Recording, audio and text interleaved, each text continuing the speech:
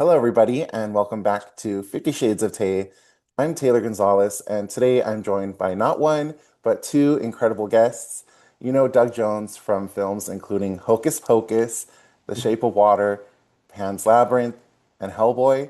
And today he joins me alongside executive producer and writer Derek Mackey to discuss their upcoming documentary, Get Me Doug Jones. How are you guys doing today? Wonderful. Good, happy. Thank you. Thank you for having You us. too, I hope. Oh, yes, such a good day so far. Very excited to be joined by you guys. Uh, we have so much to dive into, so I'm just going to go ahead and get started. I, like so many other people, am so excited for this documentary. Where did the idea for this documentary come from? So I have been Doug's appearance manager for 18 years, and I have watched this man go through triumphs and go through hell, go through good times and bad. He's cried on my shoulder, he's cheered with me, he's welcomed me into his extended family, he's invited me to red carpet premieres.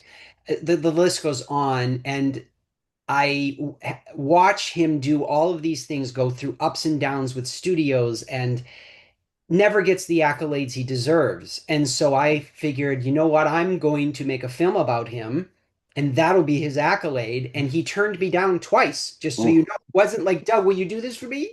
But no, twice he said no. So, Major imposter syndrome. I think there's nothing to document here. Move yeah. along. But he finally agreed on the third go, and now we've been filming for 3 years, and it's been incredible because everyone we talk to, his co-stars and people behind the scenes that he's worked with, all they do is rave about him and love Oh, on him, and it's absolutely amazing. oh, that is incredible. Doug, you deserve this. This is going to be so great. I have followed your career for a very long time, and I've been such a fan of literally everything that I was listing. Huge fan of all those roles that you've performed. So Thank you deserve this. This is going to be incredible. I cannot wait.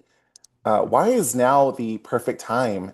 And this third time, this third attempt where Derek comes to you, why is now the right time to do this?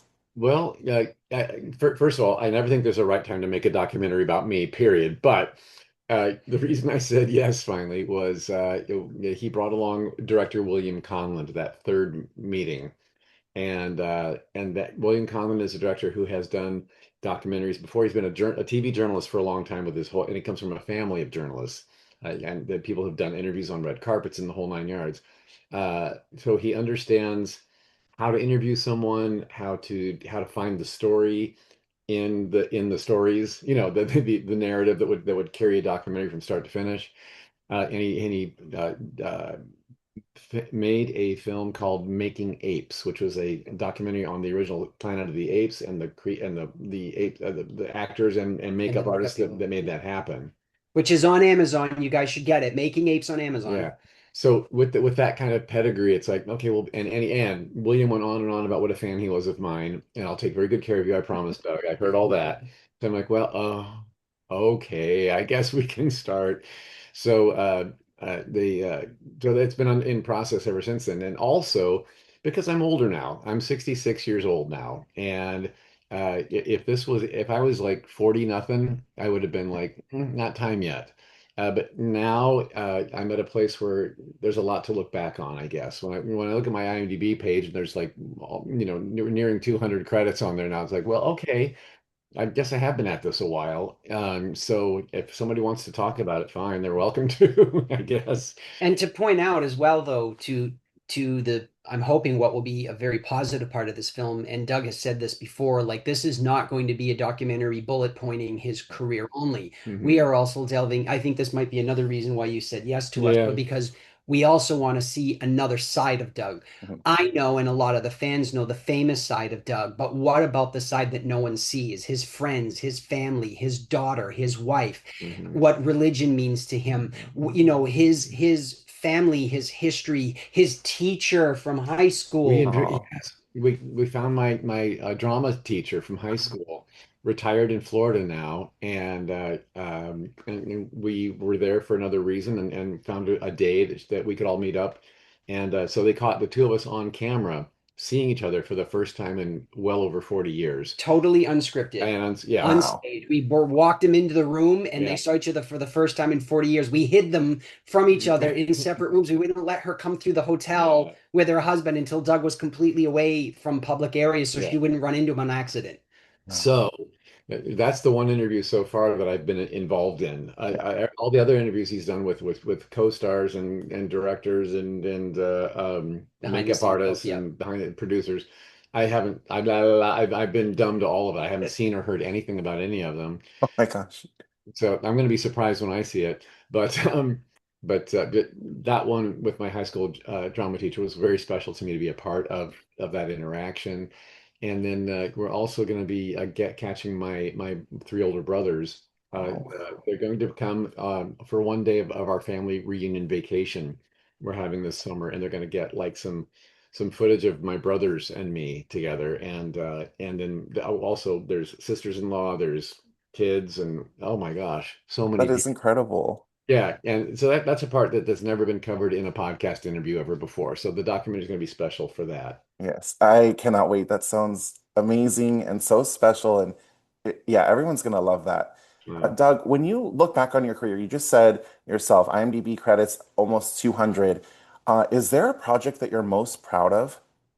oh, golly.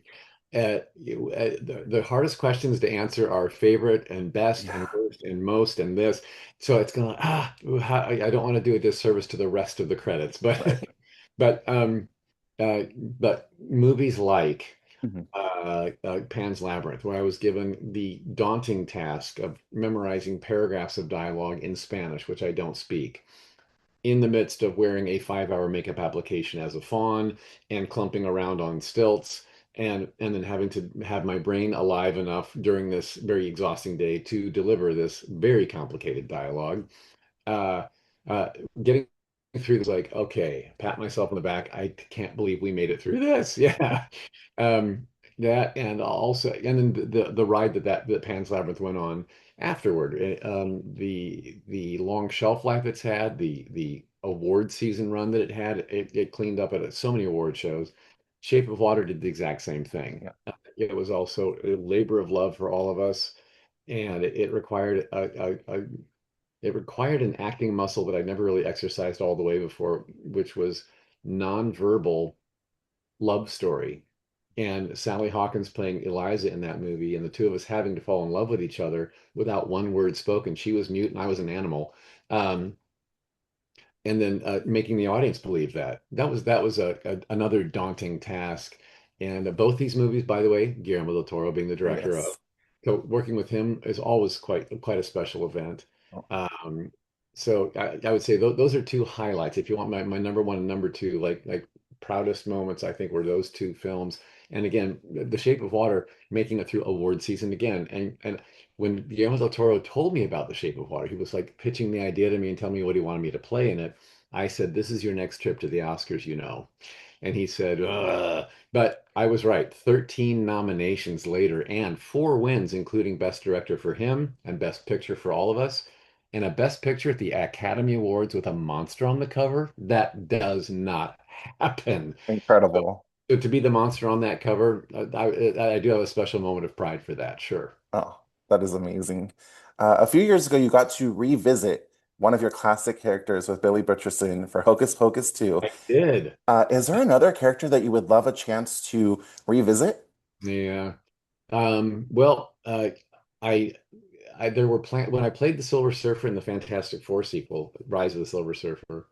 There were I had a three picture deal with 20th Century Fox to reprise Silver Surfer. They were going to do a standalone movie for me with an origin story and all that. Um, Never happened. So I was like, oh shoot, I wish we could go back and do that. Um, Also, I think the Hellboy 1 and 2 Yes. left a lot of room for a Hellboy 3, and we never got to do that. So, I mean, and Ron Perlman and I have both been vocal about how much we would love to do that for the fans. Doesn't mean it's going to happen. Right. So, if anyone's hearing this, I have no power to make this happen. Neither does Ron. That's a studio system thing that's a little far above our pay grades.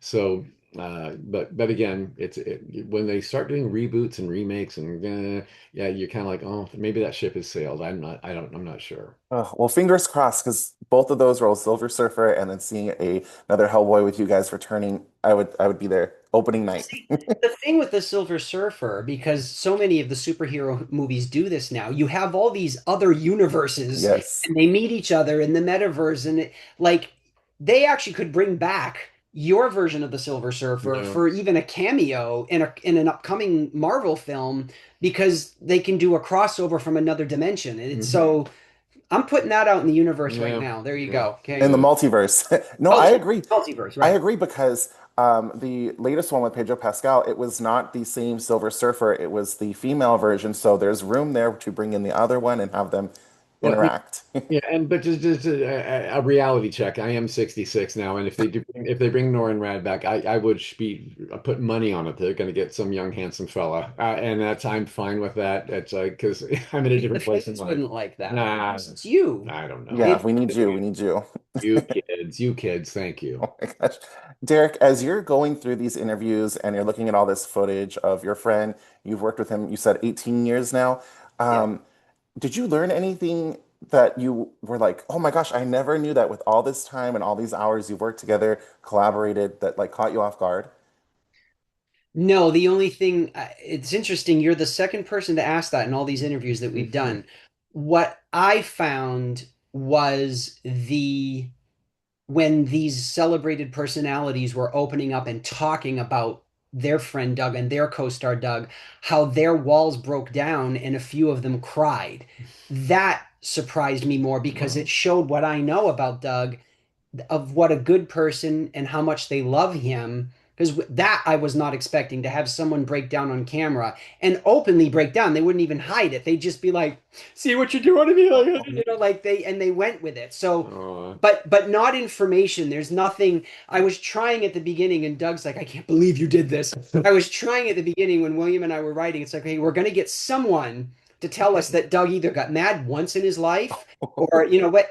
No, we gave up because nobody had a bad thing to say about Doug. Nobody. yeah. So now we don't even ask it anymore because we're never going to get it. Yeah. But yeah, so I hope did I answer the question? I No, think it that is great. That is really good to Yeah. know. And it just shows, something you've known about your friend all these years and then getting to hear it from different perspectives. And now the fans are going to get to hear it in this documentary. Doug, I know you said you kind of have stayed away from the interview parts, but Derek, are you allowed to tease maybe? I mean, there's some incredible people, Guillermo del Toro, Tim Burton, Bette Midler, Ron Perlman. Can you tease me to like one or two people that might appear in this? so the rule that we've made from the beginning of time with this film is, look, we're growing after everybody, but the thing is, everybody is busy. They have not only their family lives, Mm. but they have their business lives. Nobody is anywhere when you need them to be. It's crazy. And then there have even been times where they've agreed to something. This happened with Jonathan Frakes. Jonathan Frakes agreed and then called me the morning of his interview and said, "I can't come." And then we redid it and we got him another day. So I'm very adamant about not telling anyone who's on the Who's on block, deck? who's on Yes. Yes. deck. Yeah. Only say who's done it. And you can get a full list of who's done it on IMDb or getmedugjones.com. And it does include people like Bette Midler. Bette Midler has completed her on camera interview.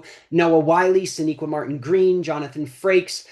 Anthony Mack. We've got some amazing names. Ron Perlman. Wow. So, but the Yeah. names that we have coming up, I won't do it until they're done. That way we Yeah. know we don't have any like, universe getting in the way of something. Yeah. Yes. No, I feel the exact same way. I get so like I don't know if it's superstitious or what, but I don't like telling anyone about interviews until I Yeah. hit stop recording It's and I done. have the file. Yeah. Yeah. Um, Yeah. I know we're short on time, but before we go, Doug, I did want to say we have a mutual friend of Sam Irvin.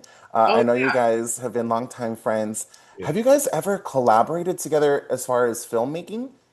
Not filming. I did do a voice for him. Oh golly. Now, gosh, time is going to tick here. I'm going to forget the name of the author. A famous sci-fi dark author, Cthulhu's. Who's that? Oh, Um, Edgar Allan Poe? no, No, not that far back. not that far back. Right. Irwin. Uh, No. oh, for crying out loud! Oh, curses. Anyway, it was some kind of a short story of his that was being read out loud, and he had different actors come in to do different chapters of it. So I did an audio version of I keep saying C.S. Lewis. That's not him.